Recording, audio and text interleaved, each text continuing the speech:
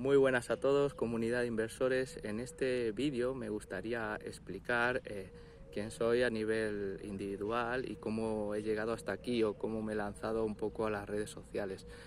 Pues bien, por no enrollarme mucho ni contar mi vida, por así decirlo, punto por punto, mi nombre es Teo. En realidad estudié una carrera relacionada con la sanidad, de la que he estado trabajando mucho tiempo, y también he estudiado, digamos, automoción o una ingeniería relacionada con el mundo del automóvil, con lo que tengo una idea muy global, digamos, toco en muchos palos, por así decirlo.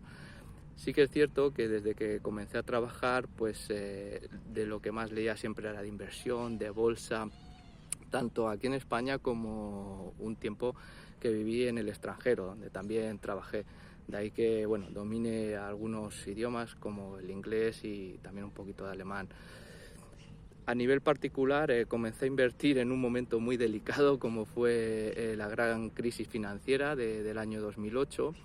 Y bueno, aquí aprendí bastante porque de hecho en la primera inversión que tuve, principalmente por desconocimiento, pues no me fue bien. Obviamente de esto se podría hablar tendidamente, pero sí que, y esto os lo digo como consejo, nos vamos a equivocar, se trata de equivocarse el menor número de veces posible y de que esos errores tampoco nos cuesten demasiado dinero, ¿no? Demasiado capital, que es al final el que va a hacer que vayan creciendo esos ahorros o ese capital que cada uno tiene.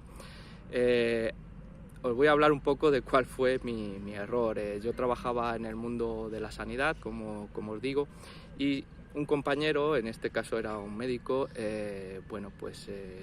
sí que le interesaba mucho la bolsa, además. Me puse a hablar un día con él y bueno, ya me picó y me picó de verdad mucho ese gusanillo. Con todo el desconocimiento del mundo, cogí en ese momento el dinero que tenía.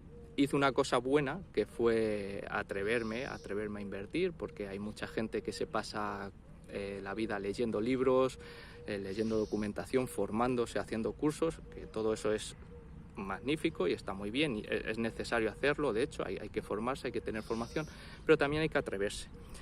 ¿Cuál fue mi punto positivo? Que yo me atreví a entrar en el mercado. ¿Cuál fue mi punto negativo? Y me río a posteriori, pues que no contaba con esos conocimientos que me hicieron equivocarme. Esta empresa no fue otra que Banco Santander. Banco Santander, en esos años en los que la crisis financiera de 2008, que muchos conoceréis, estaba haciendo mucho daño, pues hacía una cosa muy mala desde mi punto de vista, que era el scrip dividend. El scrip dividend no era otra cosa que pagar a los accionistas, como a mí y a otros muchos millones de accionistas, con acciones. Es decir, nos diluía como accionistas. Si tú contabas con 50, con 100, con 200 acciones, el número de acciones que tuvieras, en el siguiente scrip dividend lo que hacían es que te daban acciones y de esa forma el pastel pues cada vez se iba disolviendo más, con lo que tú recibías menos beneficio por acción. De esto aprendí obviamente a posteriori, cuando con el paso del tiempo, e incluso estuve años con esta empresa, pues me di cuenta que no iba a ningún lado y al contrario, tuve un rendimiento negativo. Todo esto lo cuento como experiencia personal para que no cometáis el mismo error, sino buscar empresas que tengan caja neta, que no tengan deuda, a poder ser, o si tienen, que no supere las 1,5 o 2 veces el EBITDA, digamos, de deuda neta.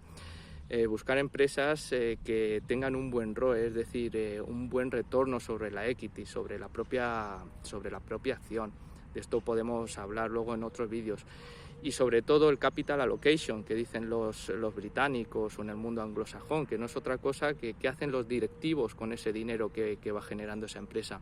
Esto es sumamente importante, ya que no es igual que ese dinero se destine pues al pago de dividendos, que habrá gente que esté a favor, otra gente en contra, habrá distintas opiniones, como que se destine a hacer recompra de acciones, en qué momento se recompran esas acciones, si es cuando están baratas, cuando están caras. En fin, ese beneficio se puede destinar a hacer muchas cosas, y de esa administración, digamos, de este beneficio de la empresa, es lo que hará que a medio y largo plazo, sobre todo, la empresa suba mucho y vaya muy bien, o al contrario, como en el caso de Santander, se diluya al accionista, se cree cada vez más deuda y la empresa pues vaya patéticamente mal, digamos.